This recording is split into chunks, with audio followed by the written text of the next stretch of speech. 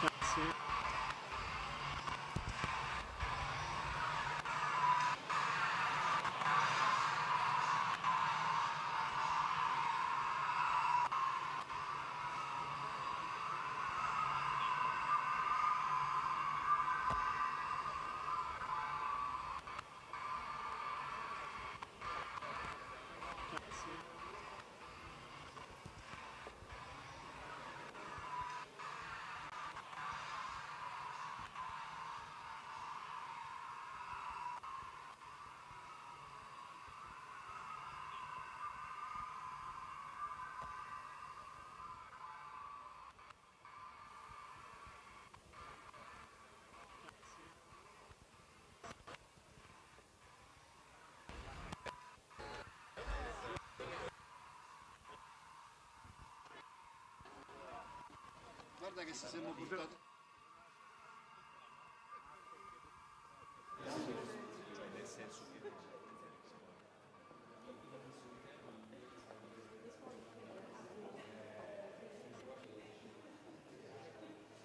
poi abbiamo un reperto del corpo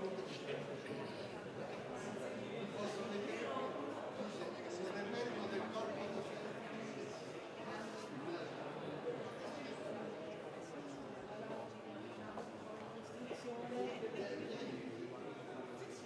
però Massimo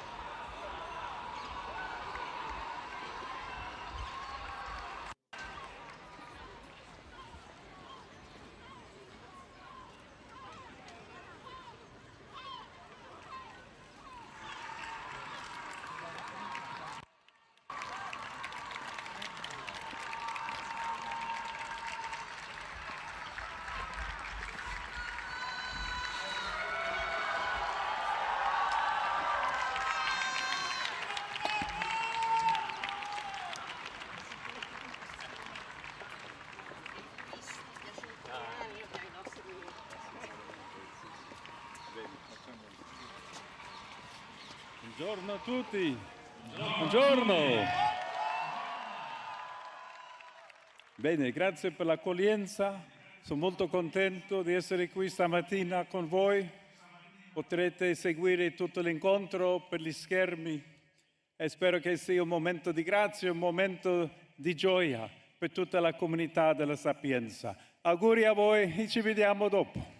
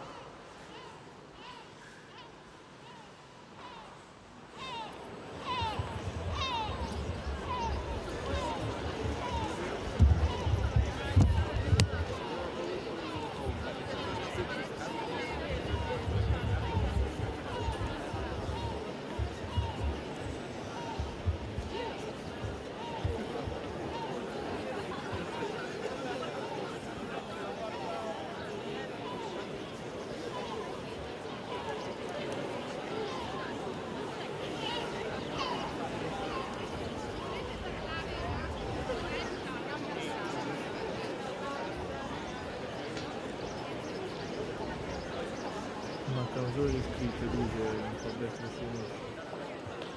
No, mancano. L'avranno tolte.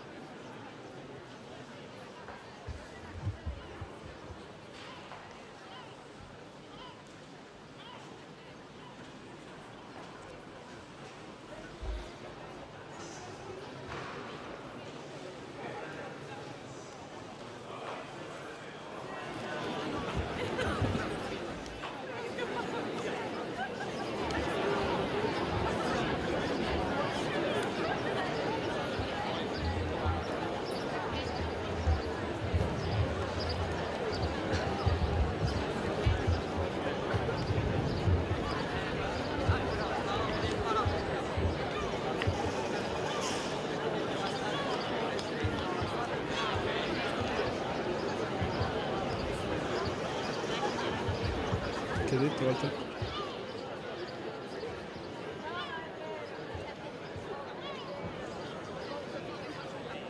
No, non ti sento, Walter. Ti sento molto basso, Walter.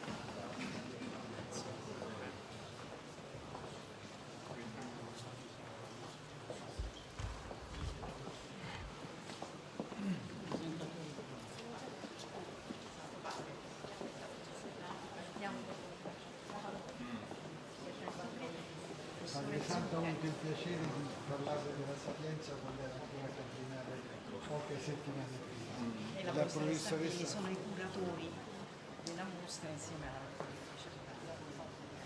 Abbiamo fatto una sintesi di 7 secoli di storia, cominciando da Boniface VIII che nel 1303 ha fondato lo Studium Urbis, il primo studio generale, che a Roma c'era una sorta di università, lo studio della politica, ma non era per tutte le discipline. Boniface VIII ha aperto la prima università, la bolla originale non c'è, ma c'è questo bullarium antico che riporta la decisione del Papa di aprire a una cultura moderna, poi su questo. La biblioteca alessandrina, fondata più tardi, conserva molte cose, l'archivio di Stato e il museo della Sapienza abbiamo raccolto. La biblioteca alessandrina c'è la nostra testa, e qui al piano di sopra. E naturalmente non poteva mancare una Bibbia antica come fondamento. La Bibbia atlantica che è conservata nella nostra biblioteca alessandrina, uno scritto del XV secolo, di Magna, è stato realizzato in un ministero francescano romano e poi Papa Boniface VIII l'ha presa per portarla allo Studium Urbis e da quel momento è rimasta nello Studium Urbis e poi è stata depositata in Alessandrina quando è stata fondata da Paolo VII, quindi questo è il manoscritto. Naturalmente come lei sa c'è stato il periodo di Milesi per la distanza del Papa. Nel 1415 c'è stata una bella perché Papa non sapete chiamare grandezza. E qui è documentata la presenza di Lorenzo Aula e di Pope Moretto, c'è un documento che attesta il pagamento. C'era tutta l'amministrazione e quindi è un documento del 400 che attesta come funzionava un po' l'università. Con una tassa dedicata allo studio Urbis, che era la Bella Studi, che derivava dall'acquisto del vino forestiero. Quindi la tassa sul vino finanziava la sostenibilità d'altronde andava garantita. Qui invece abbiamo un matrimonio di Leone X che vuole istituire nel studio Urbis una cappella dedicata ai santi e fortunato e decide che appunto è necessario avere uno spazio per Urbis. Poi in realtà questa cappella non verrà costruita, sarà adibita la cappella a un'aula dell'università. Ecco, ne possiamo per ricordare un suo predecessore di nome Leopoldo. Nel 500 Leone X, il figlio di Lorenzo il Magnifico, il grande umanista, ha davvero dato un e la Sapienza si è cresciuta, ha cominciato anche a costruirsi gli edifici e c'è un documento che attesta questo perché ha visto l'idea della cappella, quindi anche uno spazio sacro che però era provvisorio. Questo impulso ha fatto sì che l'edificio che si trova oltre al corso di Rinascimento nell'antico quartiere anche delle banche, pian piano costruire l'edificio che oggi è invece diventato archivio di Stato, quando la città universitaria è sostituita. E i papi hanno chiamato grandi architetti. Tra questi, Urbano VIII ha chiamato Francesco Brodolini. Abbiamo un'immagine fondale del cortile con la cupola e la famosa chiocciola che in realtà trasforma la torre di Cogenito della Sapienza. E in cima c'è lo stemma di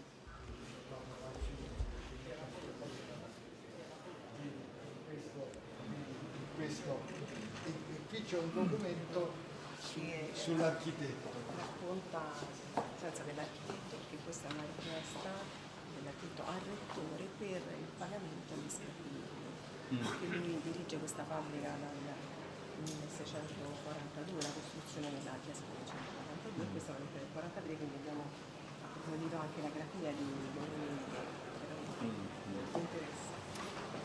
C'è una sezione particolarmente interessante perché Professore, questa è la sezione che abbiamo dedicato ai monumenti, ai documenti più antichi che noi abbiamo nella nostra città universitaria. sono dei documenti che raccontano l'organizzazione didattica e le varie materie insegnate, sono i cosiddetti rotuli o ruoli che venivano srotolati in occasione dell'inaugurazione dell'anno accademico, che venivano offerti dal rettore al pontefice, e nei documenti si raccontava appunto quali erano i docenti, da dove provenivano, quali erano le materie che venivano insegnate, e con un apparato ovviamente decorativo che faceva riferimento al pontefice, quindi con le imprese del pontefice del momento, che lo raccontavano come dispensatore del sapere nel seminario. Pergamena miniata, quindi anche il materiale pregiato, e la cosa interessante, i nomi dei professori, e ci sono anche gli orari, gli stipendi, e quindi è una sorta di sintesi che veniva messa sulla porta Questi invece sono i nostri. del rettore. Questi sono della nostra università, ma sono gli altri conservati all'archivio di Stato, che sono questi sono soltanto 4 esemplari, ma in realtà sono di più, sono 59 conservati. Abbiamo raccolto quelli che ci sembrano più interessanti, relativamente ai diversi identificati e anche alla decorazione. Ci sono già dal 500 e vivono fino all'800. E qui entriamo in un'altra fase. Dopo la costruzione dell'universitaria, Alessandro VII, Bergamo, della Sapienza, l'orto botanico della Sapienza, e vediamo qui la realizzazione di un orto botanico che esisteva già un orto precedente, ma non era universitario. E c'è il disegno dell'orto impiantato al Gianicolo, anche con gli uffici, con tutte le piante officinali. Si vede la mostra dell'acqua Paola che affaccia su Roma. È un disegno che entra nel dettaglio anche delle essenze. E poi la seconda scelta di Alessandro VII è quella di fondare la biblioteca alessandrina. La direttrice. Alessandro VII è ricordato come il pacificatore di Vestaglia, perché lui aveva partecipato come illuminazione pontificio alla stesura del trattato di pace di Westfalia. E allora nella facciata della chiesa di Santa Maria della Pace viene ricordato Alessandro VII proprio come il pacificatore. E allora anche la costruzione della biblioteca in fondo è un documento, un'attestazione di ricerca di pace, e in questo senso all'interno della Sapienza è stato sempre rispettato enormemente. E la biblioteca alessandrina poi ha avuto, grazie alla Sapienza, fondi di professori, direttori, ed è una biblioteca veramente molto ricca di documenti anche antichi e moderni. Ecco, e qui ci sono alcuni documenti, naturalmente, l'elezione del custode, i libri che non si trovano. Sì, l'elenco dei libri Che non ci stanno. Sì, sottratti. E poi il regolamento, i libri. Resi, il controllo dei resi.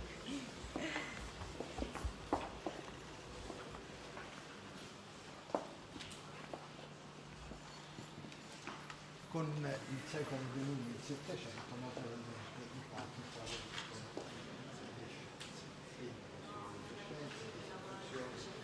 di cattedre di matematica e di fisica, e qui ci sono anche i documenti che attestano, quindi il pontificato segue anche l'evolversi della cultura e vuole che l'università sia aggiornata, per questo istituisce queste cattedre e si comincia l'istituzione di alcuni musei scientifici che poi vengono implementati nell'Ottocento.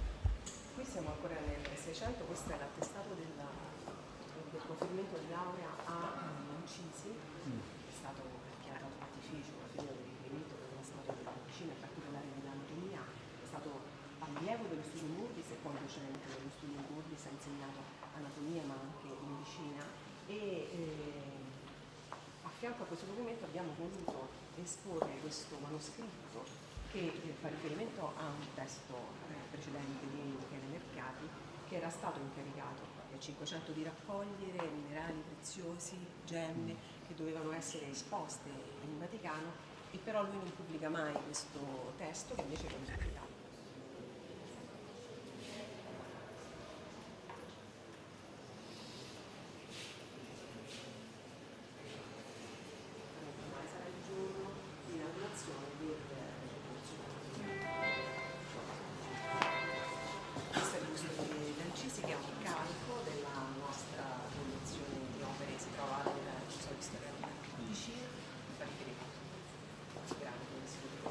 questo è il modo proprio con cui si produce le carte di fisica, di matematica, benedetto XIV.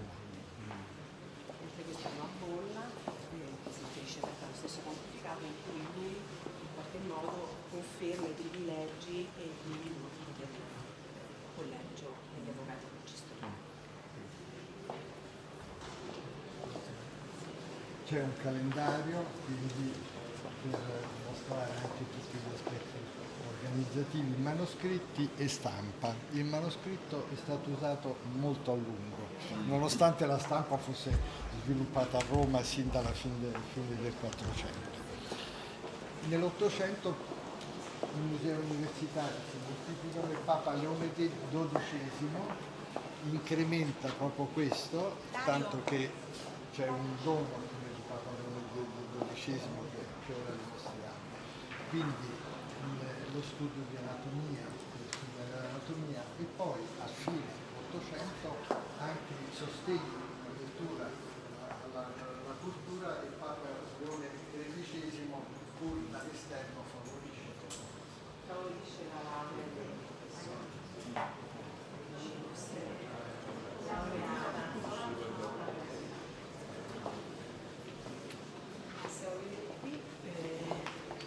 l'immagine che si conserva attualmente nel nostro museo di mineralogia, che però il Pontefice dona all'antica sede del museo, che si trova nel Palazzo della Sapienza, istituito da Pio VII Chiaramonti per appunto valorizzare queste collezioni. Questa era la sua collezione privata che viene donata all'università, e ancora oggi in città universitaria noi abbiamo la possibilità di ammirare questo meraviglioso scrivano. Possiamo dire che il diretto rapporto del papato con la Sapienza il 20 settembre e il nuovo Stato unitario rivendica la velocità, quindi si interrompe la relazione, ma tuttavia il rapporto non si interrompe per vari motivi, fino a dirlo in sintesi, fino al momento in cui viene costruita la nuova città universitaria. Non si costruisce subito, ma si allestisce a giurisprudenza, quindi nel centro della legge un'aula adibita a cappella, quindi lo spazio per il culto non scompare, anche se invece la chiesa di San Piero della Sapienza viene chiusa fino al 1990. Però naturalmente questa esigenza matura e il rettore, ascoltando anche le istanze presentate da Monsignor Montini, qui c'è una foto del Monsignor Montini che per la segreteria di lui era sostituto allora, media, anche perché il Papa Pio XII vuol sostenere e concede anche dei finanziamenti per la costruzione del cappello. Si cerca uno spazio e lo stesso Argentini, che è l'architetto della città universitaria, costruisce, e si vede qui la fase della costruzione, e la cappella che lei ha appena visitato è il centro della preghiera e della vita religiosa della Sapienza. Quindi con questo grazie a lei, è stato un piacere. Padre Santo, l'aspettiamo alla comunità di Sant'Egidio.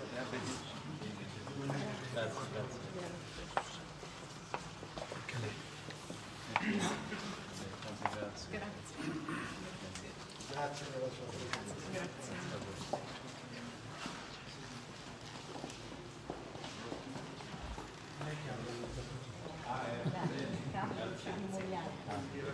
Quindi adesso non c'è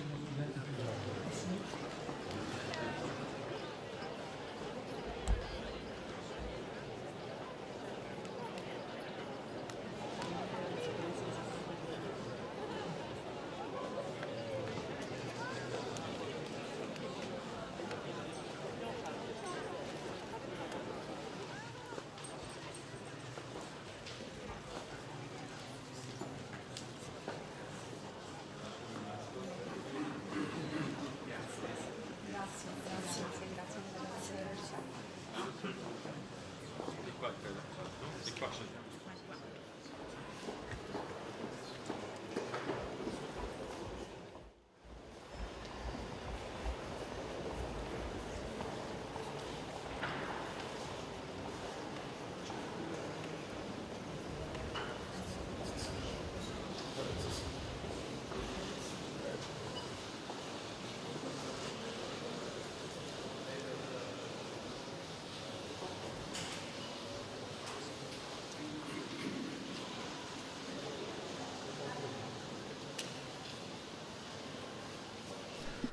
Laudate Jesus Christus, praised be Jesus Christ.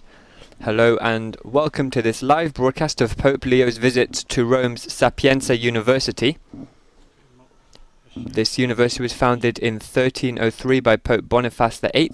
It's one of the very best universities in Italy. And Pope Leo is about to address the members of the university, professors, students here in the hall of the university. He's been here for about an hour. He's had a busy schedule already. He visited the university chapel. He greeted some students. He had a private meeting with the magnificent rector. That's Professor Antonella Polimeni, who's there next to him. The Pope now walking into the hall here. Big round of applause from all the students, professors and other people gathered. And what we're going to hear now is two speeches, one from the magnificent rector and one from the Pope.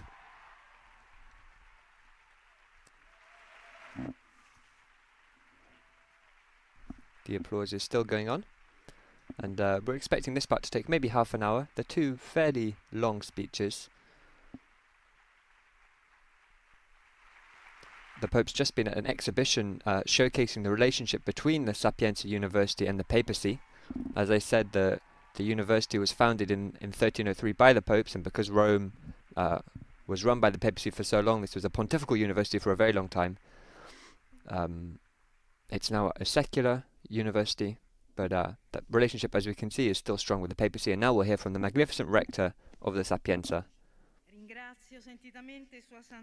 I sincerely thank His Holiness Pope Leo XIV for this visit, which honors our university and further strengthens the bond between Sapienza and the Holy See, and with the community of the faithful, who finds in the person of the Pontiff a steadfast spiritual guide and pastoral point of reference, and, more generally, with all those who recognize in his teaching a universal call to the values of human dignity, fraternity, solidarity, and respect among peoples. The visit takes place at a particularly delicate moment in our recent history, while the echoes and consequences of wars call us to unavoidable reflections on values that are threatened, humiliated, and forgotten, yet, for all of us, indispensable. These are the values of freedom, peace, democracy, and solidarity. And yet, as St. Augustine says, Nos somos tempora, quales sumus, talia sunt tempora. Or, we are the times, as we are, so are the times. Urging us, in contexts just as difficult as the end of the Western Roman Empire, not to complain about the wickedness of the times, but to improve ourselves in order to make them better. Your presence here today, your tireless commitment in favor of unity among peoples, Holy Father, encourages us, gives us confidence, and pushes us to further strengthen Sapienza's already strong commitment to building paths of dialogue and sharing. Thank you.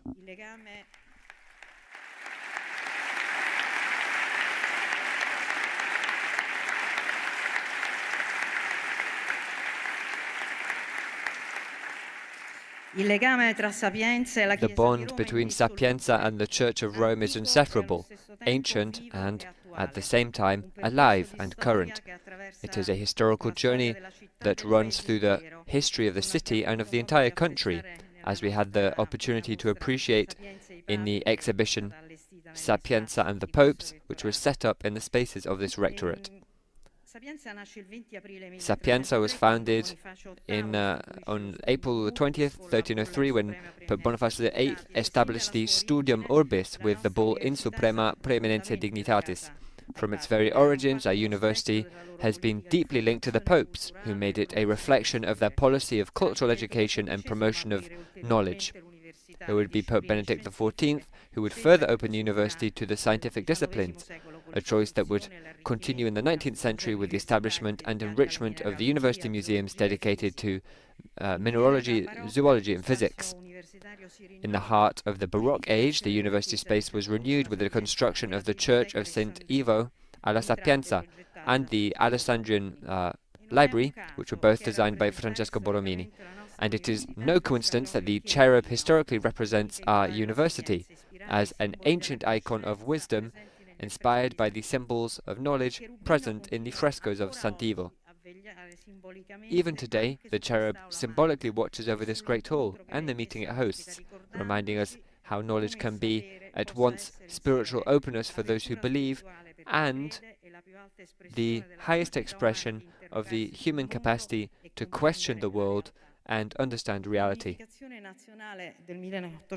With the national unification in 1870 and the recognition of Rome as the capital, Sapienza became part of the educational model of a new state, reaffirming a central role in the study of medicine and the scientific disciplines, as well as the humanities, philosophy, social sciences and law. From 1935 onward, it was transferred to its current location, designed by Marcello Piacenti, the University City. Then began the dramatic period in which the Sapienza was marked by the rise of the fascist regime and its forms of ideological and cultural organization, culminating in the application, even in our university, of the racial laws of 1938, one of the most inhuman pages in 20th century Italian and European history. In the post-war period, with the democratic rebirth and the founding of the Republic of Italy, Sapienza fully regained its place as its role rather as a place of inclusion, knowledge and sharing, embarking on a path aimed at affirming its identity as a public, secular and comprehensive university. During these years, the city of Rome expressed its universal vocation as in a fruitful encounter between the religious forms proposed by the Church, such as the Jubilees and the Second Vatican Council, and fully secular expressions. Sapienza assumed an essential role as a bridge between these vocations, gathering and opening itself to ideas, dialogues, and interreligious and intercultural proposals. Since then, our compass has always been the Constitution of the Republic of Italy, its secular framework, which is capable of building a fruitful relationship between religious presences and the processes of nation building. It's important to remember this today, only a few years after the celebrations marking the 80th anniversary of the birth of the Republic. Distinction and collaboration between faith and reason, church and state, belief and knowledge in the common striving toward the ethics of knowledge and know-how. This historical bond with the city and with the church is nourished by a strong sharing of ideas, cultures and values. It is precisely in this perspective that the integration of knowledge acquires its full meaning, to which the Augustinian expression in illo uno unum also refers, which was chosen by Pope Leo as his episcopal motto. This is a vision we feel profoundly close to. This is a vision that we feel is profoundly close to the mission of our university, a place where ideas, experiences, religions, identities and different origins coexist and engage in a dialogue in the construction of a community founded on pluralism, respect and the sharing of knowledge. It is a commitment we have developed over the years and which is reflected in the teaching, research and third and fourth mission activities of our departments and faculties. These activities stem precisely from the recognition of the fundamental principles of the Italian Constitution that inspire the University Statute, according to which Sapienza operates by guaranteeing respect for the dignity of the human person and the pluralism of ideas, protecting the full freedom of ideas and the expression of political, trade union and religious freedoms. All of this is an essential part of the social function that Sapienza performs in contributing to the construction of an open, democratic and inclusive society, in offering students free and critical learning, in elevating the scientific and cultural knowledge of humanity, and in building, together with the city of Rome and all the partners with whom we collaborate, the profound meaning of a shared journey, an educational community for the individual and for society, which, through what we have defined as our fourth mission, defines the horizon of a constant and widespread commitment at valuing differences and building a supportive, inclusive society which is close to people. These values and guiding principles which unite us with the Church of Rome, as repeatedly recalled by the Pontiff on many occasions, are expressed in the daily life of our university. For the sake of brevity, I will limit myself here to only recalling two representative elements. The first concerns the very meaning of knowledge in an increasingly complex and fragmented society. Knowledge is one of the principal strategic infrastructures of contemporary society, and universities are the places where this infrastructure is built, maintained, innovated, and handed down. It represents the constitutive axis of individual and collective freedom because it is capable of generating forms of freedom, linking itself to the concepts of autonomy and responsibility toward the community in which we live. In this sense, knowledge is the cornerstone for building open and democratic societies capable of including rather than excluding. Faced with today's opportunities and growing difficulties in using new technologies in an ethically correct way that does not generate further inequalities, the task of the university is not only to produce knowledge, but to teach how to interpret information, presenting itself as the stronghold where minds capable of understanding the complexity of the world are formed. In this vision, students occupy a central position. The right to education represents one of the founding principles of any public university and directly recalls the provisions of Article 34 of our Constitution. In promoting this principle, our university has increased in recent years its policies in favor of the most disadvantaged students, allocating significant resources for this purpose. This desire to combine knowledge and equity has become even more relevant in light of the rapid changes of recent years. The emergence from the pandemic, the Russian invasion of Ukraine, the resurgence of the conflict in the Middle East, the growth in Italy as in other European societies of the phenomena of intolerance and discrimination, not to mention the new forms of inequality generated by unequal and unbalanced access to algorithms and new technologies. These events have pushed us to further develop our goal of social responsibility. Knowledge is wise when it is responsible, respectful, and sincere. When it does not merely provide answers, but has the courage to ask and pose questions, and when it never ceases to question the meaning of its own action. The second element I would like to briefly recall concerns the commitment that unites us in building paths of peace and dialogue. A few years ago, speaking to the Pontifical Ecclesial Academy, the Pope recalled that in defending human rights, it is necessary to pursue the path not of confrontation, but of safeguarding the dignity of the person, the development of peoples, and international cooperation, which are the only instruments capable of initiating authentic paths of peace. Thank you, Your Holiness, because your words strongly remind us of a responsibility that transcends particular interests, affiliations, and oppositions, and bring us back to the universal value of human dignity, dialogue, and peace. All of this is part of our mission and a defining feature of our university. If it is true that knowledge and education are the only way to become truly free, it is equally true that freedom becomes fragile in a world without peace. This is even more evident for an institution such as ours, because the freedom of scientific research, teaching, collaboration, put into discussion. There is no knowledge without peace, because learning arises from dialogue, from the possibility of sharing ideas, testing hypotheses, recognizing in the other not an adversary to defeat, but an interlocutor with whom to build and test provisional convictions. The many initiatives for peace and cooperation carried out by the Sapienza move in this direction. The National Doctorate in Peace Studies, the welcoming of professors and students from countries at war, threatened, or discriminated against in various parts of the planet, the agreement with the University of Bethlehem, the concert hosted just last Monday in this great hall, which saw musicians from the Magnificat Conservatory of Jerusalem and the music school of Scampia perform together through the sound of the instruments of the sea, which were created from the wood of migrant boats that landed on the coast of the Mediterranean, and thus became symbols of memory, dialogue, and hope. And also the collaboration with the Diocese of Rome and the community of Sant'Egidio in support of students from Palestine, with the first 4 young people arriving in Rome just last Tuesday, and they are with us here today.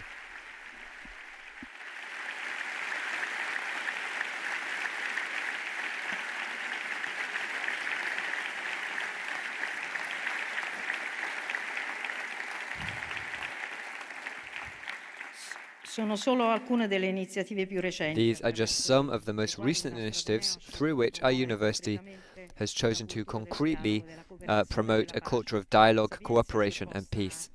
The Sapienza has also placed itself at the service of women, children and young people who have experienced the horror of war, providing care in our university hospital to minors and families from the Gaza Strip. We do all of this because we are aware of the specific responsibility of universities, where conflict can and must be transformed into discussion. Difference can become a resource, and complexity can be understood and not trivialized, where peace is not only invoked but also practiced through dialogue among disciplines, through international cooperation that neither isolates nor humiliates any university or researcher. We do all this because contributing to the construction of a peaceful society is the most important contribution the university can offer, working daily to strengthen a culture of dialogue and respect against hatred and discrimination. I once again thank His Holiness Pope Leo XIV, who, in the exercise of his Munus Petrinum, has given our community the gift of his pastoral visit. This further strengthens the bond between Sapienza and the Church of Rome and renews a shared message of dialogue among cultures, religions and generations, a message of peace and hope for the future of humanity. To hope is possible, to hope is necessary.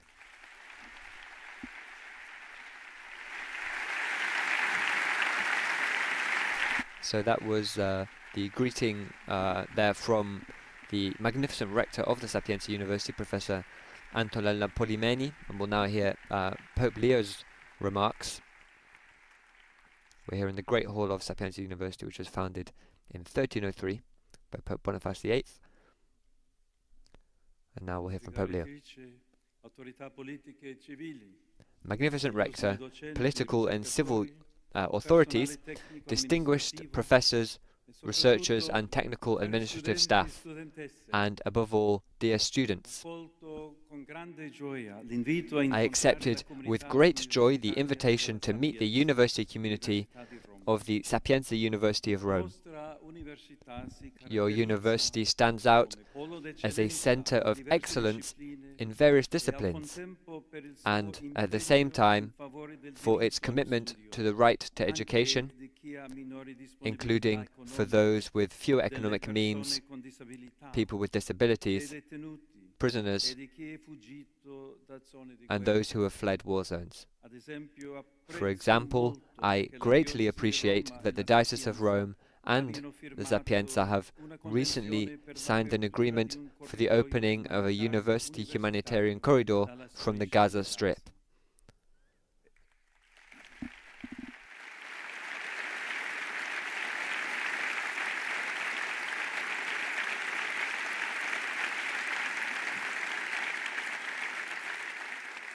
It is therefore important for me, who have been Bishop of Rome for just over a year, to be able to meet you. With a pastor's heart, I would first like to address the students and then the professors.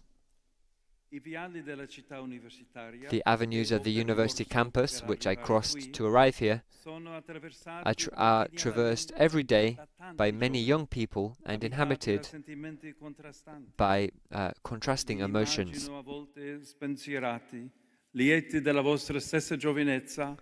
I imagine you at times carefree, joyful in your very youthfulness, which, even in a troubled world marked by terrible injustices, allows you to feel that the future is still to be written and that no one can steal it from you. These studies you pursue, the friendships born during these years, and the encounter with various important thinkers become a promise of what can change ourselves for the better, even before changing the reality around us. When the desire for truth becomes a search, our boldness in study bears witness to our hope for a new world.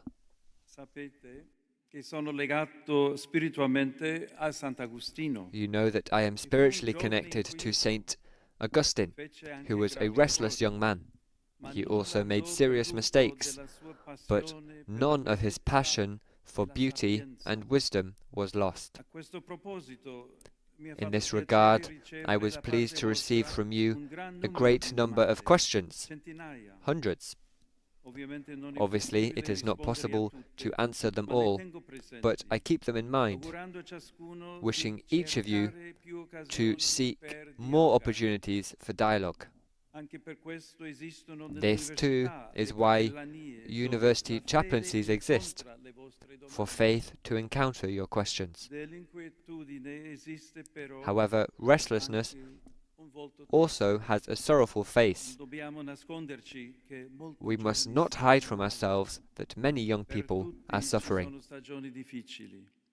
Qualcuno però può avere l'impressione che non finiscano mai. Everyone experiences difficult Oggi seasons, questo dipende yet some may sempre have the più impression dal that ricatto they delle will never end. aspettative e dalla pressione Today, delle this prestazioni. increasingly depends on the E la blackmail menzogna of pervasiva di un expectations sistema distorto and the pressure of che riduce performance. le persone a It is numeri the e pervasive lie sparando alla of a distorted competitività system e that reduces people to abbandonandoci a numbers spirali by d'ansia. intensifying competitiveness Proprio and questo abandoning us malessere to spirituale the di molti spirals of giovani anxiety. ci ricorda Precisely this che spiritual non unease siamo la of many somma young di quel people che abbiamo, reminds us that we are né not una the sum materia of what we casualmente possess, assemblata di nor un matter cosmo muto. randomly assembled into a mute Noi cosmos. siamo un desiderio, We are a desire, non un algoritmo. not an algorithm. Proprio questa nostra It is speciale precisely dignità this special dignity mi of ours porta a condividere that leads me con voi to share with you two due questions. domande. A voi giovani, questo malessere chiede To you young people, this sense of unease asks, who are you? e l'impegno Being caratteristico ourselves, della in vita di fact, ogni uomo is e the di ogni characteristic donna. commitment of the life of every man È la and domanda woman. che ci facciamo l'un l'altro. Who are you is the question that we ask one another. It is the question we silently ask God, the question to which only we ourselves can respond for ourselves, yet one to which we can never respond alone. We are our relationships, our language, our culture. All the more reason why the university years must be a time of great encounters. Perciò a chi è più adulto il malessere giovanile domanda: che mondo stiamo Therefore, lasciando? to those who are older, youthful unease asks, what kind of war are we leaving behind? What kind of world are we leaving behind? A world unfortunately disfigured by wars and by words of war. This is a pollution of reason which, from the geopolitical sphere, invades every social relationship. The simplification that creates enemies must therefore be corrected, especially in universities, through care for complexity and the wise exercise of memory. Il grido mai più la guerra dei miei predecessori, così consonante In particular, the tragedy of the 20th century must not be forgotten. The cry "never again war" of my predecessors, so consonant with the rejection of war enshrined in the Italian constitution, urges us toward a spiritual alliance with the sense of justice that dwells in the hearts of the young, with their vocation not to shut themselves within ideologies and national borders. For example, over the last year, the growth in military spending in the world, and particularly in Europe, has been enormous. Let us not call defense a rearmament that increases tensions and insecurity, impoverishes investments in education and health, undermines trust in diplomacy, and enriches elites who care nothing for the common good. It is also necessary to be vigilant regarding the development and application of artificial intelligence in military and civilian fields, so that it does not deresponsabilize human choices and worsen the tragedy of conflicts.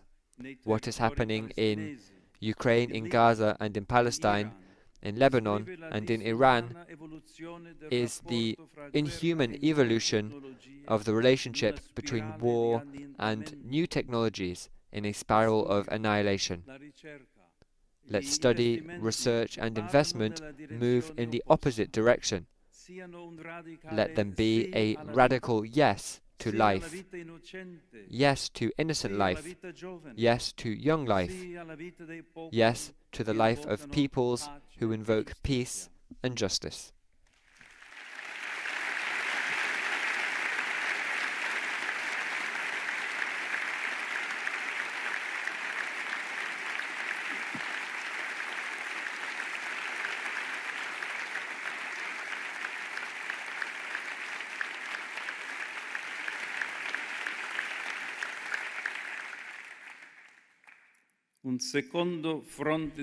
A second front of common commitment concerns ecology. As Pope Francis told us in the encyclical Laudato Si, there is a very solid scientific consensus indicating that we are presently witnessing a disturbing warming of the climate system. More than a decade has passed since then, and despite our good intentions and some efforts directed toward this goal, the situation does not appear to have improved. In this context, I encourage especially you, dear young people, not to yield to resignation, but instead to transform restlessness into prophecy.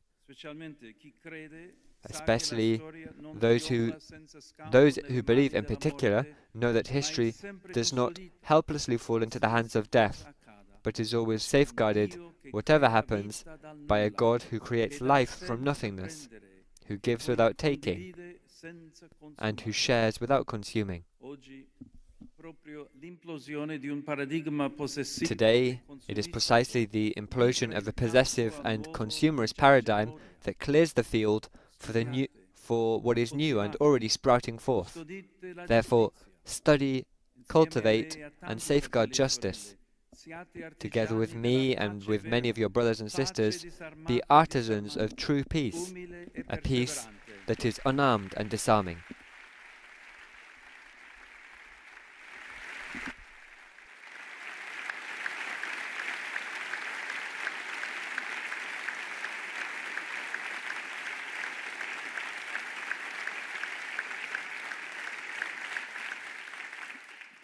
Così lavorando alla concordia tra I popoli e alla custodia della terra. C'è bisogno di tutta la vostra intelligenza e audacia. And in this way work for harmony among peoples and for the care of the earth. There is need for all your intelligence and boldness. You, in fact, can help those who came before you to restore an authentic horizon of meaning, so that we do not stop at yet another rapid snapshot of the situation in which we find ourselves. We must move from interpretation to action. So little valued by society with ever fewer children, you bear witness that humanity is capable of a future when it builds with wisdom.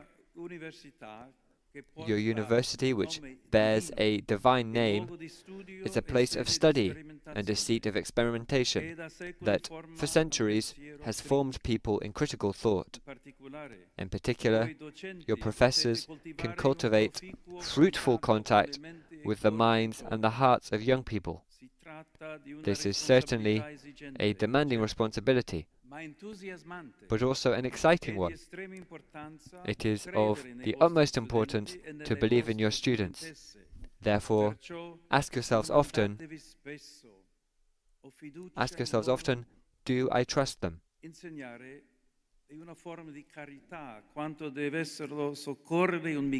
Teaching is a form of charity, or just as conscience can be. It means always and in every circumstance loving human life, valuing its possibilities, and thus speaking to the hearts of young people without aiming only at their knowledge. Teaching becomes bearing witness to values through one's life. It is care for reality. It is a sense of welcome toward what is not yet understood. It is telling the truth. Besides, what sense would there be in training a researcher or a professional who does not cultivate his or her own conscience, their sense of justice and respect for what can neither be nor ought to be dominated. Knowledge, in fact, serves not only to achieve professional goals, but to discern who one is. Through lectures, internships, and interaction with the city, through theses and doctoral studies, every student can always find new motivations, bringing order between study and life, between means and ends. Dearest friends, while I encourage you in this daily exercise, my visit wishes to be a sign of a new educational alliance between the church that is in Rome and your prestigious university, which was born and grew precisely within the church. I assure all of you of my remembrance in prayer, and from my heart I invoke upon the entire Sapienza community the Lord's blessing. Thank you.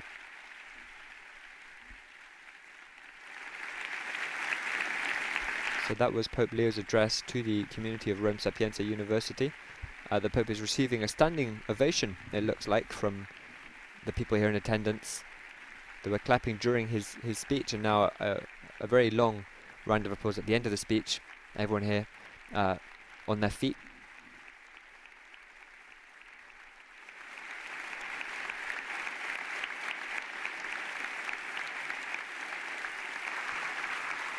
We're coming towards the end of the Pope's visit to the university. There may be an exchange of gifts now with a representative of the students. And then after that he'll be heading back to the Vatican, probably.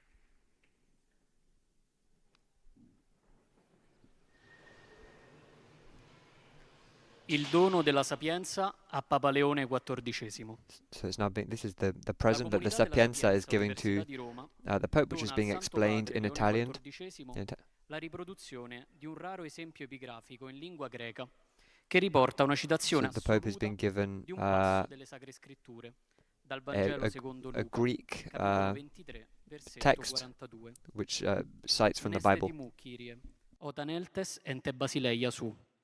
Signore, ricordati di me quando entrerai nel tuo regno. And Lord, remember me when you go into your kingdom, is what's written on the text that's about to be given to the Pope. In un contesto che richiama l'area della crocifissione, alla quale il testo si lega in modo particolarmente significativo. Il dono realizzato dal laboratorio Officine Museali, Polo Museale Sapienza Cultura, è custodito in una cassetta in legno d'ulivo realizzata a mano dagli artigiani Sapienza. Dal 2022 la Sapienza è impegnata, su invito delle comunità religiose custodi del luogo, in un progetto di ricerca e di scavo archeologico presso il Santo Sepolcro. Il progetto These are just more details about the gift that's about to be given to the Pope, which we should be seeing in a second. It's just being introduced to the Pope. Esso rappresenta un modello di cooperazione internazionale fondato su equilibrio istituzionale, rigore scientifico e rispetto delle diverse tradizioni. Il dono di Papa Leone all'Università Sapienza. And now this is the Pope's gift to the university. La traduzione latina del testo greco, redazione A, della geografia di Claudio Tolomeo, II secolo d.C., eseguita da Jacopo Angeli da Scarperia, circa 1360-1410. Cosmografia è il termine scelto dal traduttore per il titolo, sulla base dell'uso di altri autori latini per opere dello stesso tipo. Il codice fu vergato. And it looks like what the Pope has given to the university community is a version of a 2nd century text. Miniatori, entrambi noti per le rispettive botteghe specializzate nella produzione di mappe e opere geografiche. Preziosa l'ornamentazione, a cominciare dal frontespizio, con l'indicazione del titolo e del traduttore in oro su fondo azzurro, all'interno di una ricca cornice. L'incipit della premessa del traduttore è arricchito da bordure in oro e colore che corrono lungo i margini, costituite da elementi floreali, putti con candelabre, motivo ricorrente anche nelle iniziali del testo, e medaglioni, e dalla miniatura raffigurante il traduttore che offre l'opera a Papa Alessandro V. L'incipit di ciascun libro è marcato da splendide iniziali miniate, cornici colorate inquadrano i testi introduttivi che precedono le carte geografiche. Il codice faceva parte della biblioteca di Federico da Montefeltro, duca di Urbino, che acquistata da Papa Alessandro VII. So, as I said, this is just to the people who are gathered here. It's now being explained the gifts that the Pope and the University are going to exchange in a moment. This is the last event of the Pope's visit. You can see there being brought on a table the gifts. We're here in the Great Hall of Sapienza University.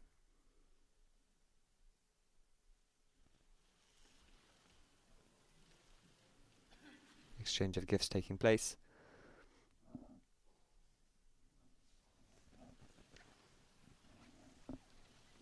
As I was mentioning earlier, this is a secular university, it's a state university, so no longer any official connection to the church.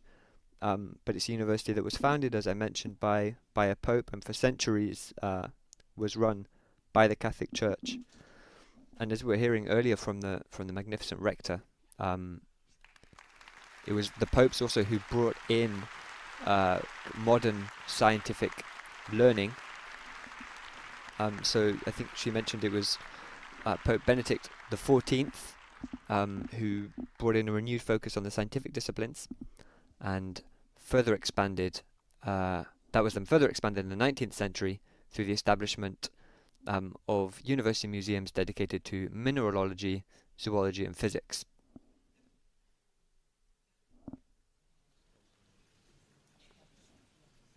It was in 1870 that with the establishment of the Kingdom of Italy, and so Rome was taken away from the Papal States and became part of the new country of Italy.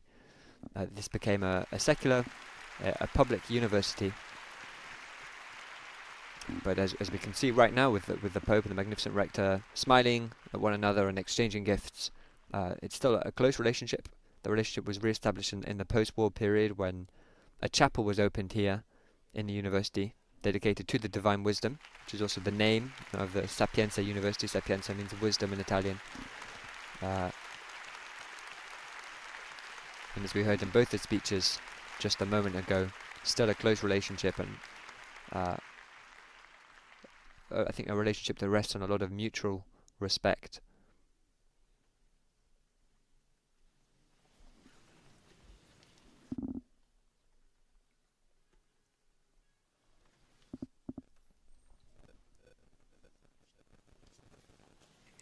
The bishops you could see in the front row there, if you're following this via television, are the auxiliary bishops of Rome.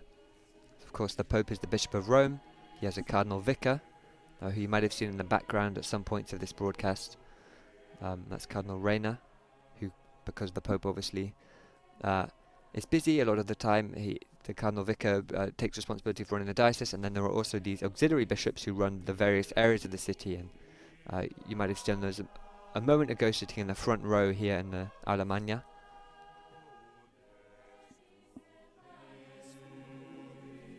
And we'll just take a moment to listen to this choir performance.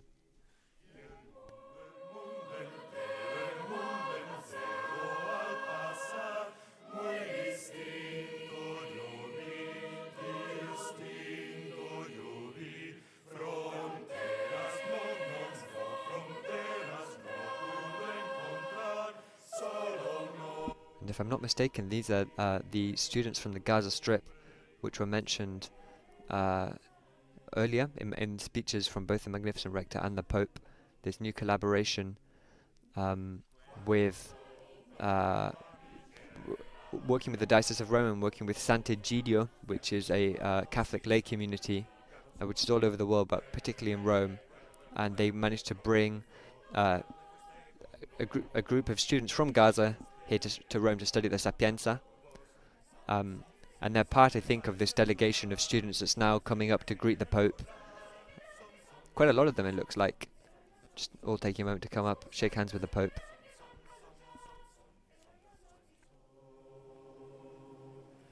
And speaking to him quickly before the Pope leaves. As I said, this will be the last event of his visit.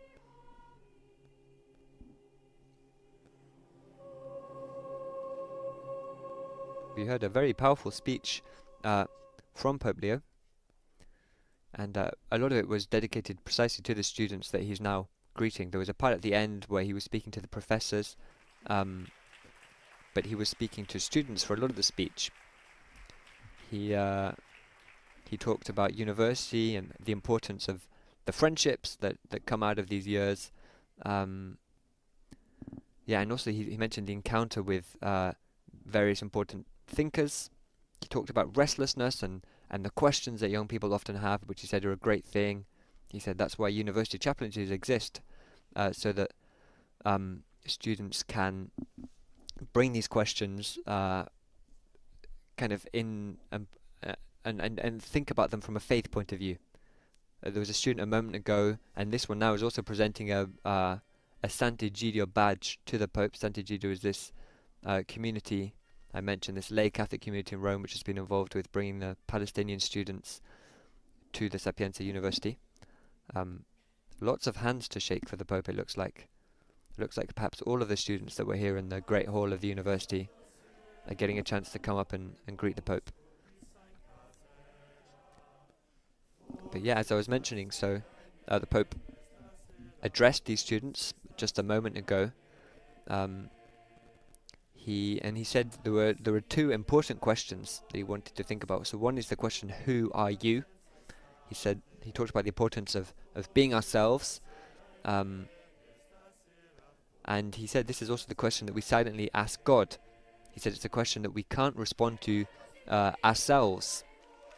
It's one to which we have to consider along with other people as part of a community. The Pope, by the way, has now finished greeting the students here. He's waving one last time. Everyone is back on their feet. Another standing ovation just to greet the Pope before he leaves. And he's now heading out of the university along with the rector. That behind him there, that's Cardinal Baldorena. For those of you following on television, you might have seen the red hat. He's the Vicar General of Rome, the Cardinal Vicar.